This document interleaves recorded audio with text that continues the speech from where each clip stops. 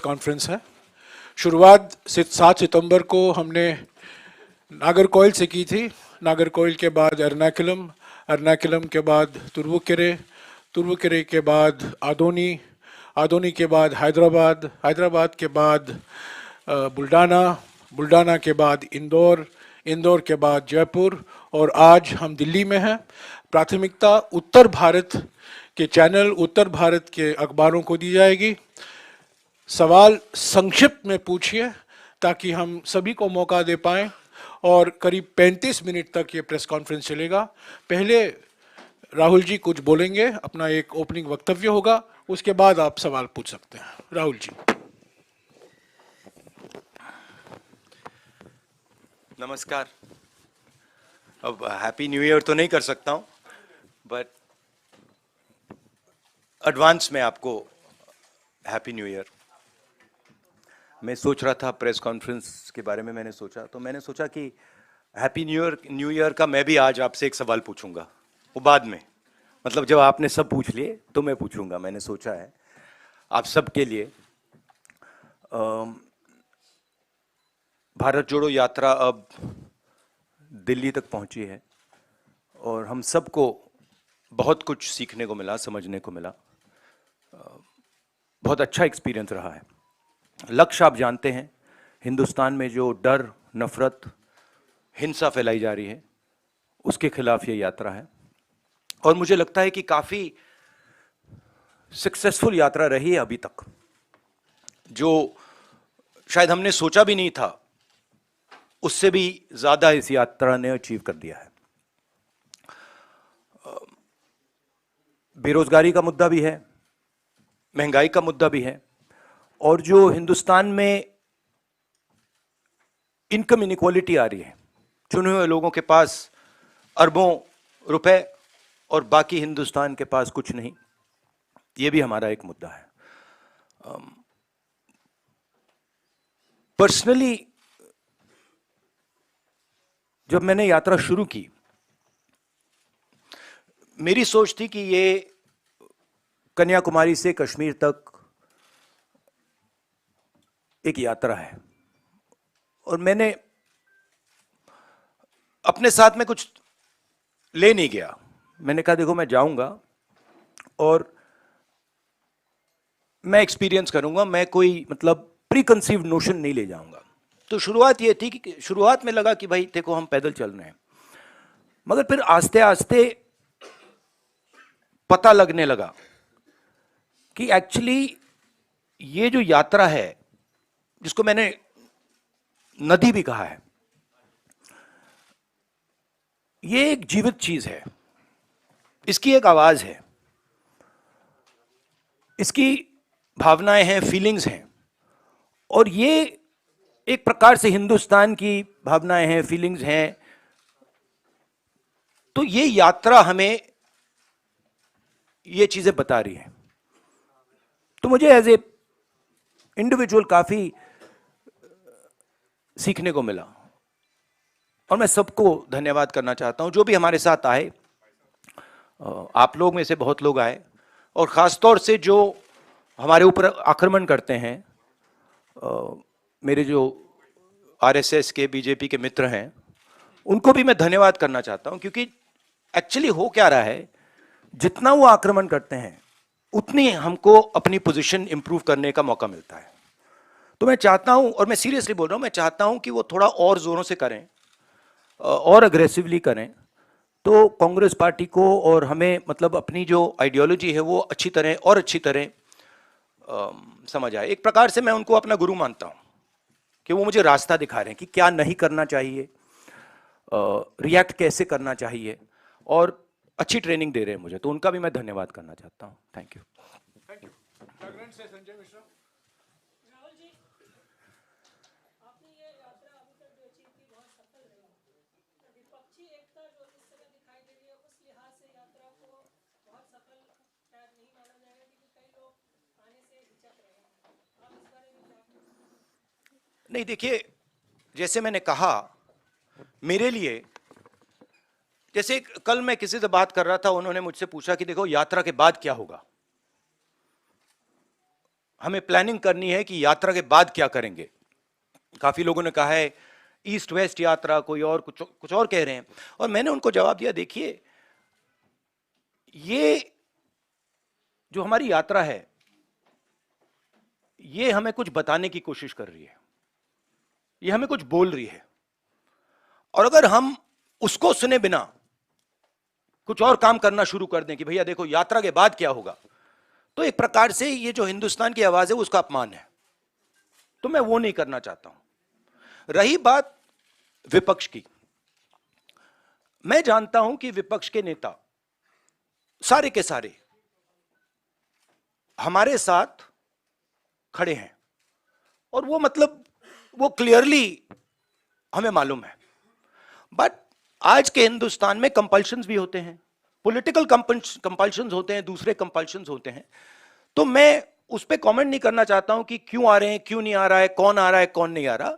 बस मैं ये कहना चाहता हूं कि भारत जोड़ो यात्रा के दरवाजे जो भी भारत को जोड़ना चाहता है उसके लिए खुले हैं, किसी को हम रोकने वाले नहीं हैं।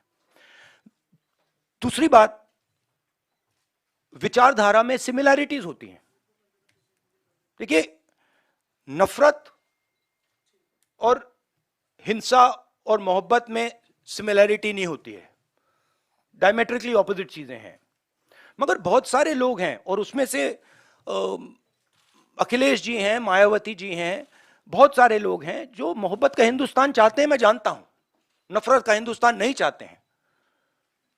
तो रिश्ता तो है उनके साथ, आइडियोलॉजिकल रिश्ता, और भारत जोड़ने का और नफरत को मिटाने का रिश्ता है।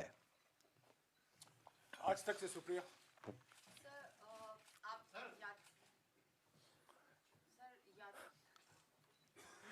क्या हुआ? आज तक से सुप्रिया। यात्रा लेके चले हैं and it's a success, but सरकार के फेलियर्स कितने नजर आए? बहुत सारे लोगों ने आपसे आके बातचीत किया, चाहे युवा हो, बेरोजगारी का मुद्दा हो, आर्म फोर्सेस के जो लोग आए थे, चाइना के मुद्दे पे बात करी, महंगाई का, महिलाएं आ रही बात कर रहे हैं। सो सरकार के क्या क्या फेलियर्स आपको मेजर जो है नजर आ रहे हैं इस पूरी यात्रा के दौरान? आपने मतलब 6-7 क्वेश्चन एक क्वेश्चन में पूछ लिया। देखिए, सबसे पहले मेरा लक्ष्य हिंदुस्तान को एक ऑल्टरनेटिव विजन देने का है, ऑल्टरनेटिव दृष्टिकोण देने का है, एक नया तरीका देने का है। सरकार की कमियां हैं, उसमें मैं आपको बता सकता हूं, बेरोजगारी, इकोनॉमिक मिसमैनेजमेंट, नोटबंदी, गलत जीएसटी, चाइना, ये कमियां हैं, गलतियां की हैं। मगर मेरी अप्रोच यात्रा के साथ यह है कि हम हिंदुस्तान को एक सोचने का, जीने का नया तरीका देने की कोशिश कर रहे हैं।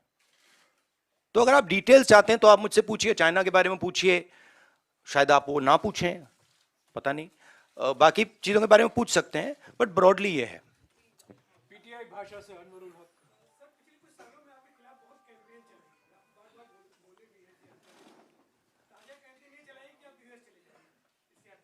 हाँ, पता नहीं ये मतलब ये कहाँ है, ये मतलब दिल्ली में तो है ना हम, ये कहीं और बैठे हैं? ये भैया एआईसीसी ऑफिस है नहीं है? एआई अभी है ना? अच्छा, हाँ, तो मुझे पता नहीं, मतलब मुझे तो लग रहा है भैया, पता नहीं मेरी दूसरी रियलिटी हो, आपकी दूसरी रियलिटी हो, मगर मुझे तो ये न्यू दिल्ली दिख रहा है। और कुछ एक, हाँ, नहीं, वो तो बहुत कैंपेन चलाते हैं, उनके पास पैसे की कोई कमी नहीं है, कैंपेन ही कैंपेन चलाते रहते हैं। मगर जो मैंने कहा, और बड़ी इंटरेस्टिंग बात है, और मैं इसको 99% बिलीव करता था, 100% बिलीव नहीं करता था, मगर अब मैं 100% बिलीव करता हूं कि सच्चाई को कोई भी कैंपेन, कितना भी पैसा नहीं छिपा सकता, नहीं मिटा सकता। तो ये मेरे लिए बहुत मतलब इंटरेस्टिंग ऑब्जर्वेशन है। टीवी 18 से रवि सिसोदिया। और जैसे मैंने कहा, अभी कितने लगाए होंगे, 5-6 हजार करोड़ लगा दिए होंगे, थोड़े और लगाइए, कमी नहीं है पैसे की, डालिए और थोड़ा डालिए, लगाइए, कुछ असर नहीं पड़ता है। हाँ जी, रवि सिसोदिया।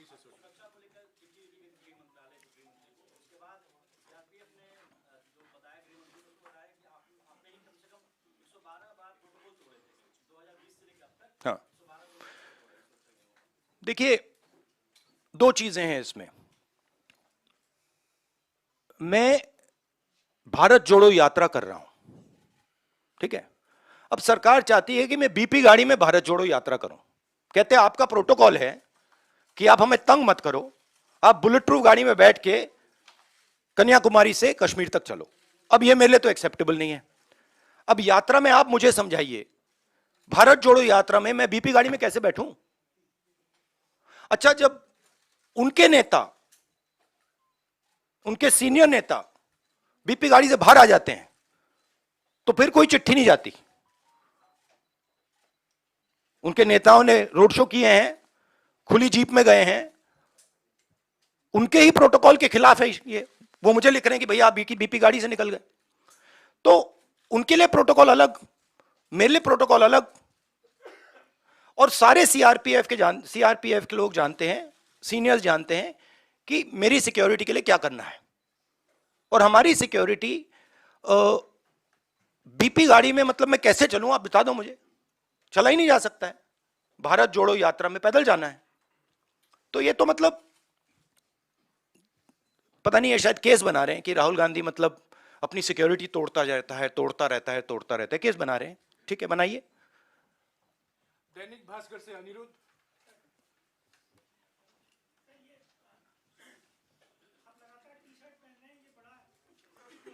भाई मुझे बताओ एक बात, मुझे समझा, मुझे समझ नहीं आ रही बात। ये टी शर्ट से आपको इतनी डिस्टर्बेंस क्यों हो रही है?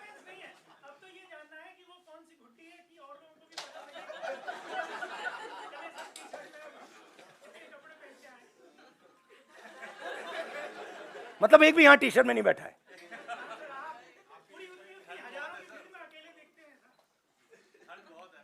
तो क्या आप चाहते हो मैं स्वेटर पहन लूं? मतलब इससे इतनी डिस्टर्बेंस क्यों नहीं है लोगों को? अच्छा, तो मैं ऐसे करूंगा, यात्रा के बाद मैं वीडियो बनाऊंगा कि टी शर्ट में कैसे चला जाता है और ठंड को कैसे कन्फ्रंट किया जाता है। बना दूंगा आपके लिए। शुक्रिया राहुल जी। रवि त्रिपाठी। हाँ, but what is your question?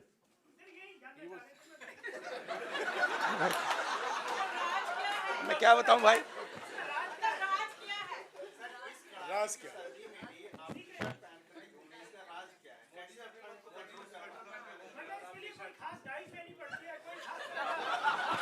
गुरुजी,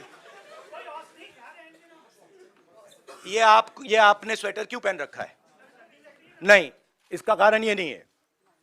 इसका कारण ये है कि आप सर्दी से डरते हो। इसका कारण नहीं है कि सर्दी है, आप सर्दी से डरते हो। मैं सर्दी से डरता नहीं हूं, सीधी सी बात है। नो सप्लीमेंट्री प्लीज, हो गया। नहीं, कहने दीजिए, कहने। न्यू ईयर अब देखिए ना, अब देखिए मोदी जी के प्रेस कॉन्फ्रेंस तो होते नहीं, तो मैं उनके भी 2-3 क्वेश्चन सप्लीमेंट्रीज आपको दे देता हूं।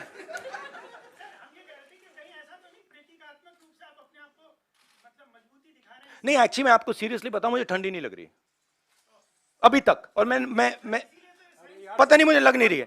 मगर मैं सोच रहा हूं कि जैसे ही मुझे ठंड लगनी शुरू हो जाएगी, मैं मतलब स्वेटर पहनना शुरू कर दूंगा। बट अभी तक मुझे ठंड नहीं लग रही है।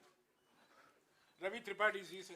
राहुल जी, मेरा सवाल ओल्ड पेंशन स्कीम को लेकर है, क्योंकि 2-3 राज्यों में जहां आपकी सरकार है, आपने वायदा किया है और आपने जब उसको लागू करने की बात की है तो केंद्र सरकार से कन्फ्रंटेशन हो रहा है। केंद्र सरकार मना करेगी एनपीएस में जो पैसा जमा है वो आपको वापस नहीं करेंगे। ओल्ड पेंशन स्कीम को लागू करना कितनी बड़ी चुनौती है और 2024 के लिए भी क्या है? नहीं, हमारा जो स्ट्रक्चर है, जो सिस्टम है, उसमें हमारे जो स्टेट्स हैं वो इंडिविजुअल डिसीजंस लेते हैं, हम उनको इंडिपेंडेंस देते हैं। तो अब तो मैं कांग्रेस प्रेसिडेंट भी नहीं हूं, तो ये सवाल आपको खारगे जी से पूछना होगा कि नेशनल लेवल पे कांग्रेस पार्टी की पेंशन स्कीम पे क्या स्ट्रेटजी है। मगर जनरली कांग्रेस पार्टी का स्ट्रक्चर है कि भाई अगर राजस्थान करना चाहता है और हरियाणा हिमाचल करना चाहता है तो उनको करने दो। हम वीटो पावर मेंटेन करते हैं कि अगर बिल्कुल कुछ गलत कर रहे हैं तो फिर हम उसको चेक करते हैं, बट नॉर्मली हम इंडिपेंडेंटली करने देते हैं। केंद्र सरकार के हित को लेकर केंद्र सरकार पैसा देने से मना कर रही है। भैया वो तो आप मोदी जी से पूछिए ना, उनके भी सवाल मुझे। ओके, ट्रिब्यून से Aditi Tandon. Mr. Gandhi, I want to ask, how do you view the 2024 general elections in the light of the fact that you've lost the two previous general elections, and to implement any governance approach that you are articulating through the Bharat Jodo Yatra, you do need electoral power. What is your take on the elections and how important is that milestone? I think if the opposition stands effectively with a vision, what I am hearing from the ground, what I am seeing from the ground, it will become very difficult for the BJP to win the election. But the opposition has to coordinate properly, and the opposition has to go to the people of India with a vision, with an alternative vision to the BJP, not just go to the people of India. ANI से साहिल। But there is huge undercurrent against the BJP, massive undercurrent. ANI से साहिल। Senior leader from the Congress party, Kamal Nath, has said that Rahul Gandhi will be the opposition PM face for 2024. Will you be the PM face?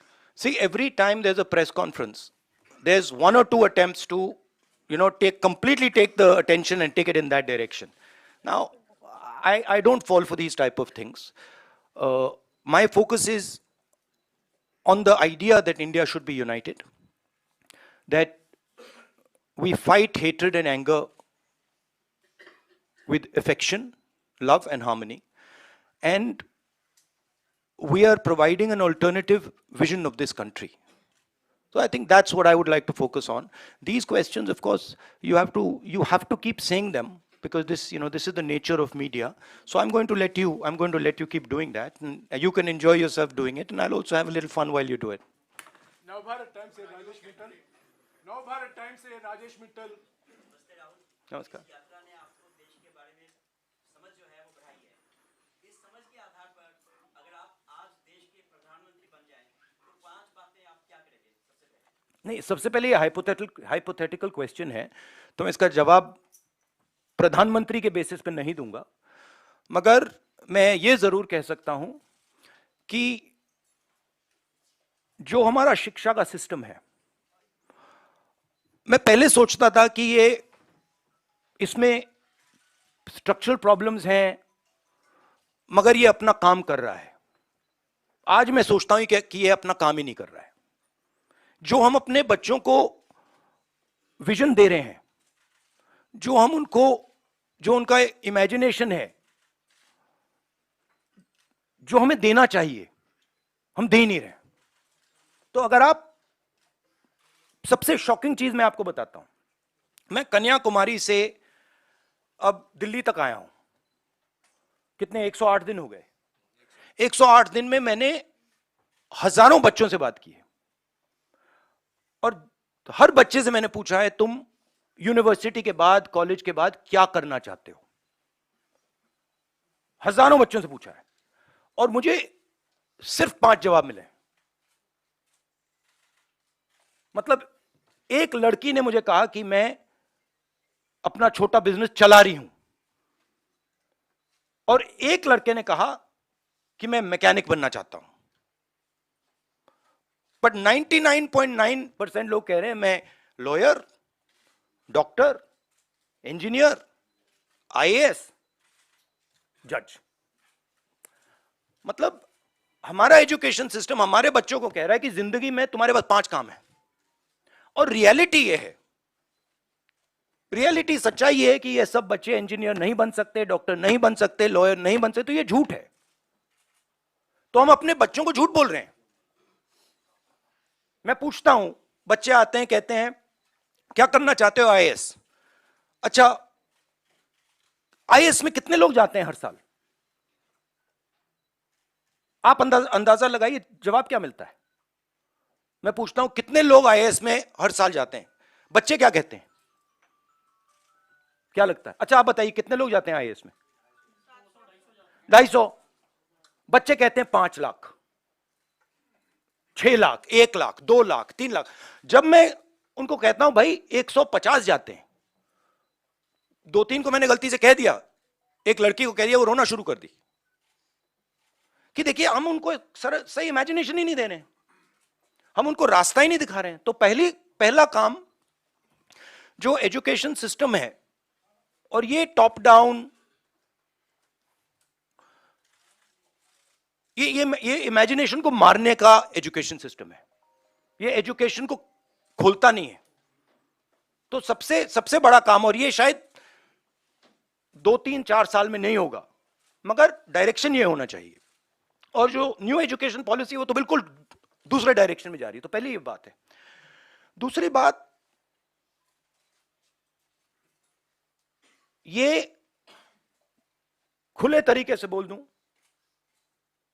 तो ये rent seeking nation है, इसे production nation बनना चाहिए।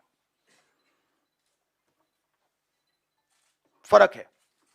ये जो देश है, जो प्रोड्यूसर है, जो प्रोडक्शन करता है, जिसके पास स्किल है, चाहे वो किसान हो, चाहे वो मैकेनिक हो, चाहे वो बढ़ई हो, मोची हो, नाई हो, जो भी हो, जिसके पास स्किल है, सबसे पहले उसकी मदद नहीं करते हैं। तो दूसरी बात, उसकी स्किल को डिस्ट्रॉय करने की कोशिश करते हैं, और उसको मतलब जो उसकी स्ट्रेंथ है उसको मार मार के उससे निकाल देते हैं। और बिना स्किल के रिस्पेक्ट किए यह देश कभी अपने युवाओं को रोजगार नहीं दे सकता है। सिंपल बात है। तो दूसरी चीज यह है। तीसरी चीज है कि, और ये मैं थोड़ा जो बॉर्डर पे हो रहा है उसके बारे में कहना चाहता हूं। जो देश में हिंसा है, नफरत है, केओस है, इसका असर, इसका इफेक्ट दूसरे देश देखते हैं और उसका फायदा उठाते हैं। हमारी जो कंफ्यूज्ड फॉरेन पॉलिसी है, जो एक प्रकार से event based non strategic foreign policy है, उससे हिंदुस्तान को जबरदस्त नुकसान हो रहा है और बहुत भारी चोट लगेगी। और मैं इसको दोहराता जाता हूं मगर कोई सुनता नहीं है। जैसे मैं कोविड के समय दोहरा रहा था कि भाई प्रॉब्लम आ रही है, कोई सुनता नहीं है। तो ये भी बहुत जरूरी चीज है। बट मेन ये कुछ नहीं हो सकता अगर एक हिंदुस्तानी दूसरे हिंदुस्तानी से नफरत करता है, एक आदमी दूसरे को मारने की कोशिश कर रहा है, ये कुछ नहीं हो सकता। तो फाउंडेशन मोहब्बत, एकता, इज्जत, रिस्पेक्ट है। न्यूज 18 से अरुण कुमार सिंह।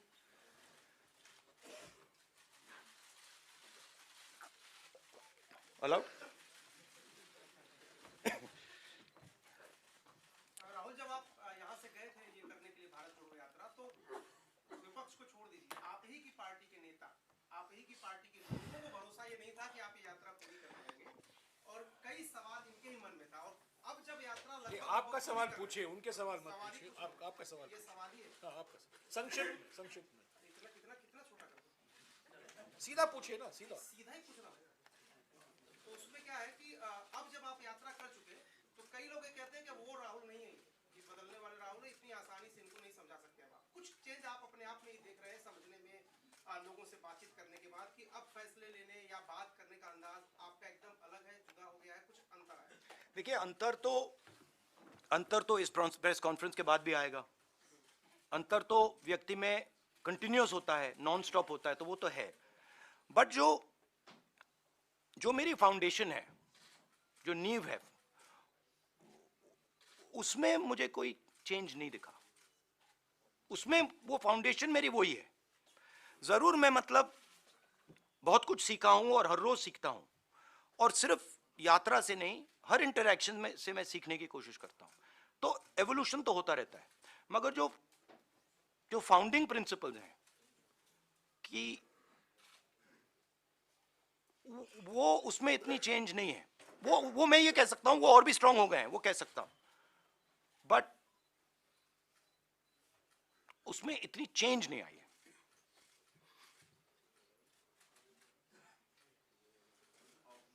टेलीग्राफ से Sanjay Jha. It's quite hot in here. Yeah, it is. आपको गर्मी लग रही है? बहुत प्रॉब्लम हो रही है भैया, कुछ करो प्लीज। एसी चलवाओ प्लीज। संजय, आप स्वेटर लिए कैसे बैठे हो इस कमरे में?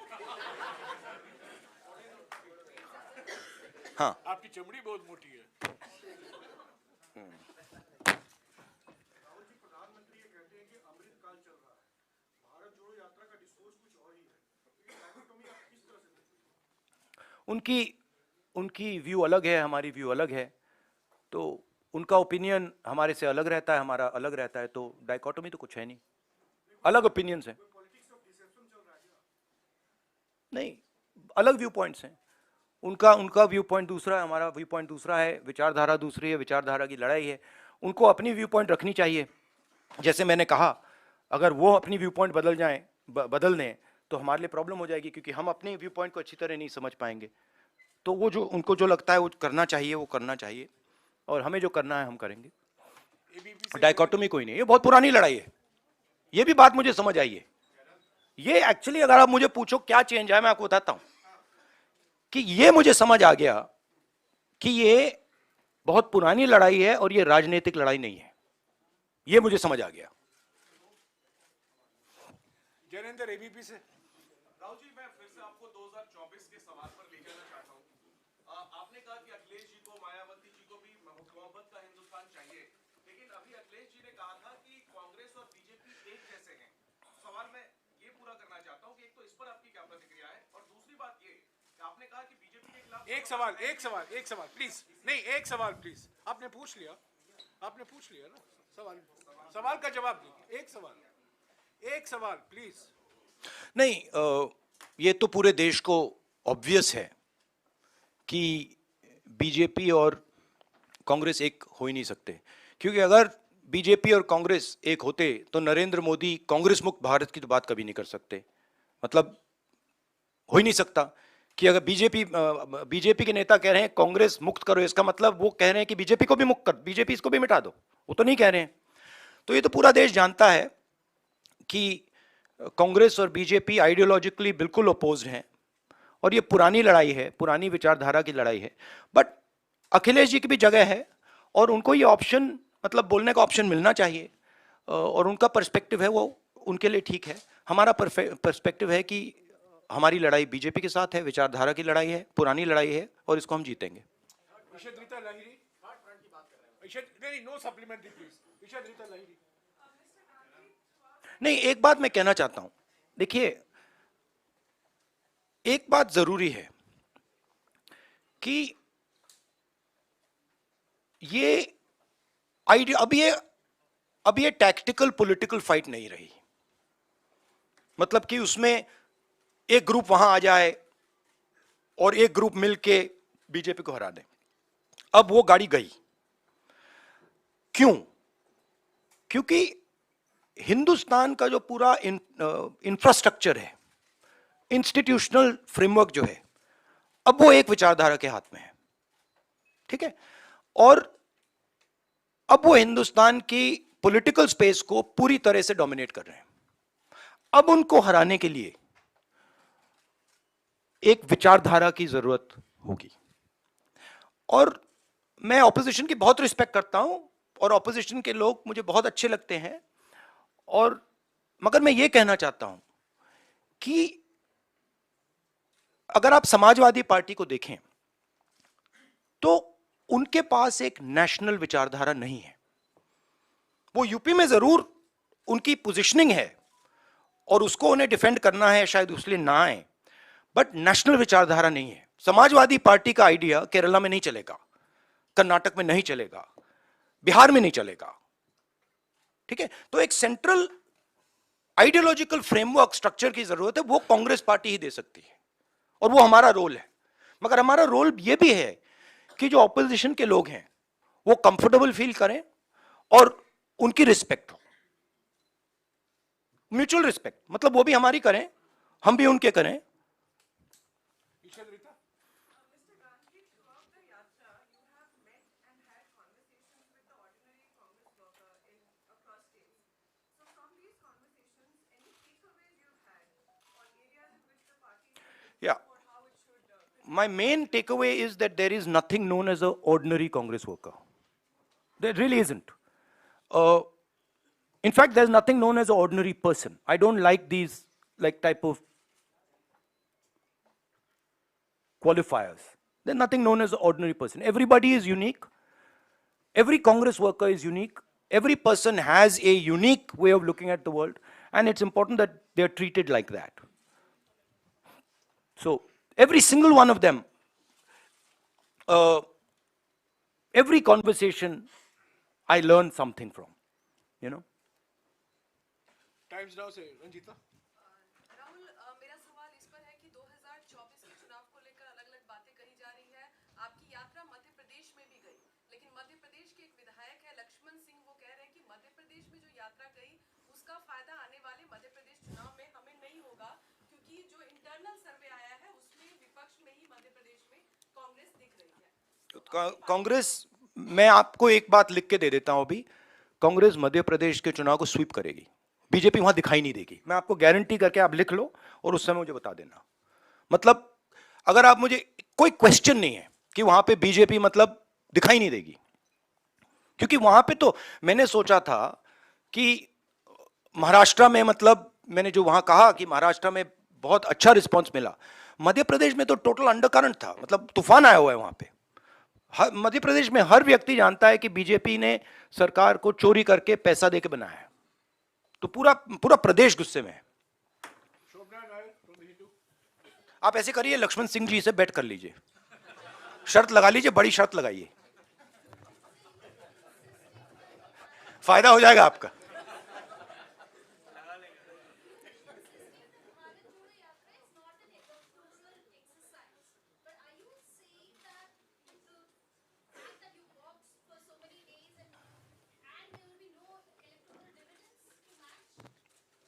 No, I'm not saying that. You're saying that. No, I'm not saying that at all. In my mind, as I said earlier, the yatra is a conversation. And I don't think it's fair for me to make any comments before that conversation is over. I can answer such questions the day the flag is hoisted in Srinagar, and the conversation, at least this phase of the conversation is over. I can then probably answer your questions, this type of a question. I don't want to take the yatra, you know, and demean it by making it about something that it's not. Manoj from Indian Express. Just now, you said, really going to the people without a credible alternative vision will not help the opposition. So what is the big idea or a series of ideas that you are putting forward?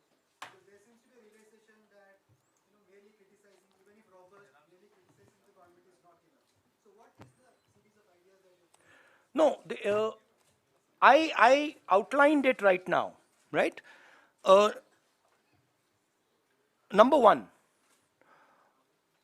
making India a production nation, which means that respecting skills and moving the mindset from one of GDP growth to GDP growth plus employment plus production plus exports, etc., etc., etc. That's the first thing. The second thing is, which is very important for the future and is important if you want to build a production nation, is giving our children an imagination. Telling them that, look, if you want to become, I mean, it's a strange question, but why is it that out of lakhs and lakhs of people I've met, thousands and thousands of children I have met, nobody said, I want to be a pilot. Nobody said, I want to be an astronaut. Nobody said, I want to be India's best singer. Why? Because our system is saying to them that these are all dead ends, right? But if you look at countries that produce, and I gave this example to kids. If you look at company like Honda, company like Toyota, the people who founded these companies were mechanics. But no mechanic in India can ever imagine that he could one day be the head of a 1,000, 2,000, 10,000 crore company. Now, if you want to produce, that has to change. So we have to give him the structures that will allow him to do that, that will allow his imagination to do that. Right? And then the final thing is, we can see what is going on in the planet. We can see the turmoil that is taking place. And I am absolutely convinced that India has a place, central place in the planet, on the planet. Right? And I don't view it so much as, look how powerful India is. We are powerful. But we were not that powerful 70 years ago, 80 years ago, 90 years ago. But we had a vision. Right? When Mahatma Gandhi, for example, was speaking about the Indian freedom movement, people in the United States, people in the Soviet Union, everywhere were listening to him. Why? Because there is something very powerful called Indian values, Indian philosophies, Indian thinking. And that's actually our strength. And we're destroying it. So when we make one Indian fight with another, when we are not harmonious, when a foreigner comes to India and he feels terrified that something might happen to him, we are attacking our own system. So these are the type of things that would be part of an alternative vision. Also, by the way, I don't see why only 2 or 3 or 4 people should benefit from the wealth of this country. I just don't understand it. Right? So, a sense of equality. There is a place for large business, I absolutely agree, and they have a central role in India in its future. But it cannot be that there are 2 or 3 business people who run this country. It can't, it just cannot be. TV9 से कुमार विक्रांत। राहुल जी, आपकी भारत जोड़ो यात्रा उत्तर प्रदेश जा रही है और वहां पर भारतीय जनता पार्टी के सांसद वरुण गांधी वही भाषा बोल रहे हैं जो भाषा आप बोल रहे हैं, जो भाजपा के नेता नहीं बोल रहे। क्या वरुण गांधी के लिए कांग्रेस पार्टी में जगह है? क्या वरुण गांधी को आप चाहेंगे वो भारत जोड़ो? ये आपको हमारे जो कांग्रेस प्रेसिडेंट है, ये सवाल आपको उनसे पूछना पड़ेगा। स्वागत किसी का भी है, बट वो बीजेपी के हैं, तो उनका वहां पे प्रॉब्लम तो होगा।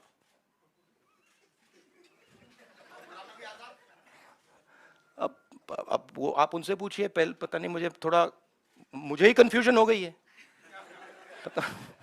पता नहीं अब क्या बोलूं। कांग्रेस के मतलब सीनियर नेता हैं, बट मुझे कंफ्यूज कर दिया कि मतलब कभी बाहर, कभी अंदर, कभी बाहर, कभी अंदर, कभी अंदर, कभी बाहर, पता नहीं मुझे।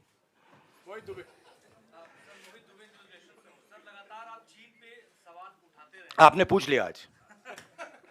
मैं अभी बोलने वाला था कि चीन का नहीं पूछा। हाँ, सर, आपने जयपुर में भी सरकार से जवाब मांगा था, पार्लियामेंट सेशन भी चल रहा था, पार्लियामेंट में भी आप लोग चर्चा की मांग कर रहे थे, सरकार वहां भी तैयार नहीं हुई। अब राहुल गांधी का क्या स्टैंड है, क्योंकि लगातार आप ये कह रहे हैं कि अतिक्रमण हो रहा है, वहां सीमाएं सुरक्षित नहीं। देखिए, सबसे पहले मैं एक बात क्लियरली कहना चाहता हूं।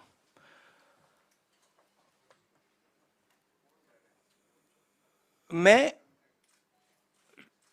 शहीद परिवार का हूं। मेरे पिता शहीद हुए और मेरी दादी शहीद हुई। यहां पे कोई है जिसके फैमिली में कोई शहीद हुआ? कोई है यहां पे?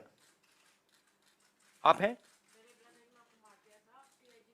हाँ, आपके ब्रदर। तो आपको मालूम है कि कैसी चोट लगती है, क्या फीलिंग आती है। ठीक है, तो मैं समझता हूं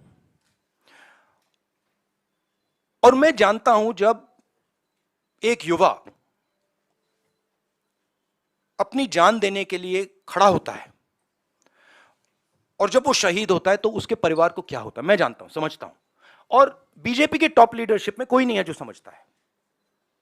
ये मतलब अच्छी बात, खराब बात नहीं है, बट रियलिटी है कि उनके परिवार में कोई उनके पिता या उनकी दादी शहीद नहीं हुए।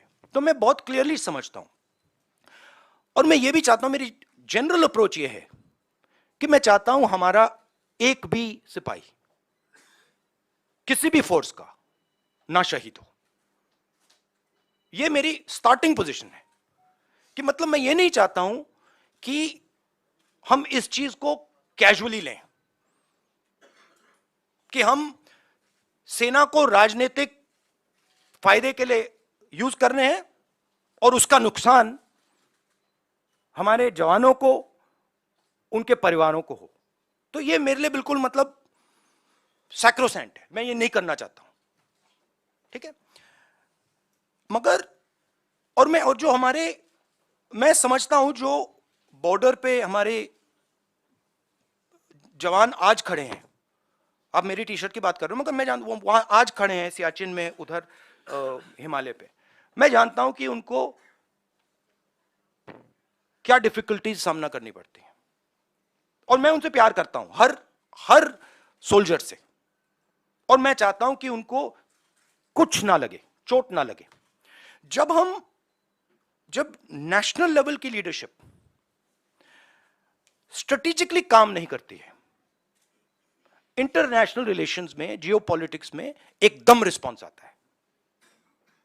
और हमारी सरकार ने जो चाइना का मामला है उसको कंप्लीटली मिसहैंडल कर दिया है, ठीक है। और मैं आपको मेरी थिंकिंग है, देखिए हमारी फॉरेन पॉलिसी का क्या लक्ष्य था और कांग्रेस पार्टी ने सक्सेसफुली क्या किया था कि चाइना को और पाकिस्तान को एक कभी नहीं होने देना है। यह सेंट्रल हमारा कॉन्सेप्ट था, ठीक है। और यह काम हमने बहुत सक्सेसफुली किया, यूपीए 2 तक। आज पाकिस्तान और चाइना एक हो गए हैं, और यह कोई मामूली बात नहीं है, यह बहुत गहरी बात है, यह डेंजरस बात है, ठीक है। और ये क्यों हुए हैं? क्योंकि हमारी सरकार ने मिसहैंडल किया है, हमारी सरकार ने फॉरेन पॉलिसी को मिसहैंडल कर दिया है, और जो ब्रॉड स्ट्रक्चर है फॉरेन पॉलिसी का उसको वो समझे नहीं, ठीक है। अब मैं कह रहा हूं कि ये दो एक हो गए हैं, अब रिस्क है, और कहीं ना कहीं ये कुछ ना कुछ करेंगे। और पहला कदम इन्होंने ढोकलाम में लिया और दूसरा कदम इन्होंने लद्दाख में लिया। मेरे लिए, मेरी व्यू पॉइंट से ये प्रिपरेशन है, अगर नहीं है तो बहुत अच्छा, मगर मुझे लग रहा है कि ये प्रिपरेशन कर रहे हैं। और मैं सरकार को कह रहा हूं कि it is not if, it is when, meaning अब आपको पूरी प्रिपरेशन करनी है, और उस प्रिपरेशन में 2-3 चीजों की जरूरत है। सबसे पहले आपको सेना, वायुसेना, नेवी, जो भी हमारे स्ट्रक्चर्स हैं उनकी बात सुननी है, वो क्या कह रहे हैं उनकी बात सुननी है, उसकी रिस्पेक्ट करनी है। इसका मतलब जो आप पॉलिटिकल यूज कर रहे हो उसको आपको बंद करना पड़ेगा एकदम, ठीक है। दूसरी बात, जो हमें प्रिकॉशंस लेने हैं, और वो मिलिट्री प्रिकॉशंस हैं मगर नॉन मिलिट्री प्रिकॉशंस हैं, वो आप शुरू कर दीजिए। तीसरी बात, जो बॉर्डर पे हो रहा है उसको आप छुपाइए मत, क्योंकि चाइना को मैसेज जा रहा है। देखिए चाइना 2000 स्क्वायर किलोमीटर हमारी जमीन ले गया है। चाइना को मैसेज, प्रधानमंत्री जी ने कहा कि कोई अंदर नहीं आया, मैं आपके घर के अंदर आ गया, ठीक है, और फिर मैंने आपसे कहा भैया मैं नहीं, आपने मुझसे कहा कि नहीं, तो आप तो आए नहीं, तो मैं कौन सा मैसेज ले जाऊंगा? तो ये मैसेज उनको जा रहा है। तो हमें क्लियरली ये कहना है भैया आप अंदर आए हो, पब्लिकली कहना आप अंदर आओ, निकलो यहां से। तो ये सरकार इस पे कंफ्यूजन में है, और मैं चाहता हूं कि ये कंफ्यूजन हटे। अब मेरे बारे में क्या करते हैं, जब मैं सरकार की बात करता हूं एकदम कहते हैं मैं आर्मी की बात कर रहा हूं। नहीं, मैं आर्मी की बात नहीं कर रहा हूं, मैं सरकार की बात कर रहा हूं। सरकार में और आर्मी में फर्क है। सरकार ने गलत निर्णय लिए हैं तो सरकार को आर्मी के पीछे, नेवी के पीछे, एयरफोर्स के पीछे नहीं छुपना चाहिए, ये कायरता है। और सरकार को ओन अप करना चाहिए कि हमने ये किया, ये गलती हुई, अब इसको हम ठीक कर रहे हैं और हम उनको मदद करेंगे। पूरा ऑपोजिशन, सिर्फ मैं नहीं, पूरा ऑपोजिशन सरकार को मदद करेगा। मगर बताइए तो क्या हुआ? शुक्रिया राहुल जी। आखिरी सवाल संजीव चोपड़ा। अरुणाचल में सेना पीटने वाले हो गया please.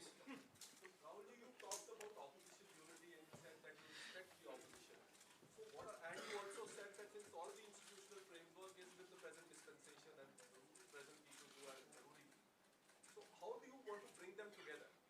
Because you need to take on the idea of Bharat Jodo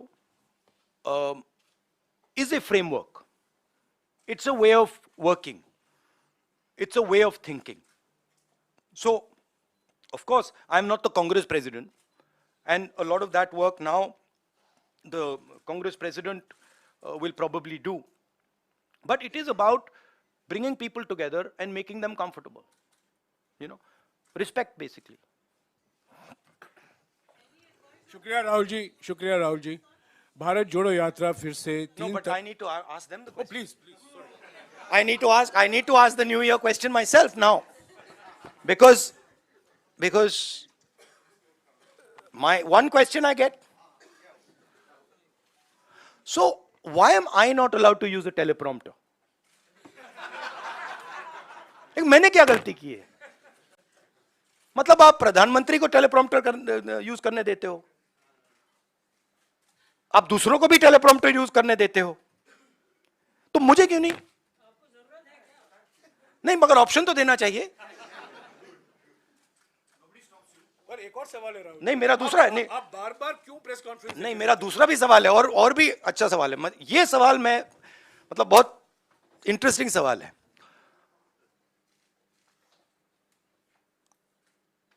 आपने वो अदानी जी को वो ऑप्शन दे दिया जो आपने प्रधानमंत्री को भी नहीं दिया, कुर्सी बदलने का। तो मतलब ये हो क्या रहा है? अदानी जी को टेलीप्रॉम्प्टर, कुर्सी बदलने का ऑप्शन, प्रधानमंत्री को टेलीप्रॉम्प्टर का ऑप्शन, और हमें कुछ नहीं। मतलब हमने क्या गलती कर दी? Thank you. Rahul ji happy शुक्रिया। New year. राहुल जी शुक्रिया। और जिनको मौका नहीं मिला है, आप कुरुक्षेत्र आ सकते हैं। 11 या 12 को अगला 10वां प्रेस कॉन्फ्रेंस होगा। शुक्रिया राहुल जी। Thank you.